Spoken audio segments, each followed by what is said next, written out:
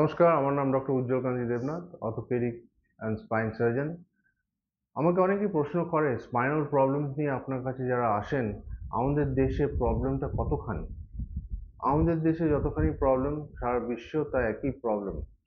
কারণ sedentary lifestyle in the cities, works flow is high, environmental conditions are অনেক সময় posture problems all sitting or standing, এসব নিয়ে পেশেন্টদের অনেক প্রবলেম দেখা দেয়। প্রথম প্রবলেম হচ্ছে herniated disc prolapse. Herniated disc মানে হচ্ছে গিয়ে এই দুটো ভার্টিব্রার মাঝখানে একটা ডিস্ক থাকে, তার মধ্যে একটা জেল থাকে। এই জেলটা যদি বেরিয়ে আসে চাপের মাথায়, তাহলে গিয়ে একটা কোমরে ব্যথা আরম্ভ হয়ে যায়। কোমরের ব্যথা থেকে পায়ে ব্যথা হয়। তারপরে স্পাইনাল স্টেনোসিস হতে পারে in elderly age group between 60 and 70 years. ওদের স্পাইনাল ক্যানালটা ন্যারো হয়ে যায়।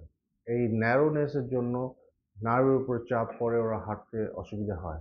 ডিজেনারেটিভ ডিস্ক ডিজিজ হতে পারে। ডিজেনারেটিভ ডিস্ক ডিজিজ কি হয়, এই হাড়গুলো, এই জয়েন্টটা, এই ডিস্কটার হাইট কমে যায়, যার ফলে গিয়ে নার্ভের উপর চাপ পড়ে আর ক্রনিক একটা ব্যথা নিয়ে পেশেন্ট সবসময় ভুগছে।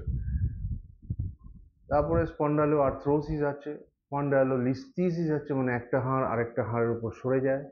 তারপরে এল্ডারলি এজ গ্রুপে কম্প্রেশন ফ্র্যাকচার আর অস্টিওপোরোটিক ফ্র্যাকচার অফ স্পাইন নিয়ে পেশেন্ট আসে কোমরে ভীষণ ব্যথা নিয়ে। তো এইসব পেশেন্টরা কি করে আপনারা এভালুয়েট করবেন? সোজা আপনারা যদি সিরিয়াস মনে করেন তাহলে ডাক্তারের কাছে যাবেন।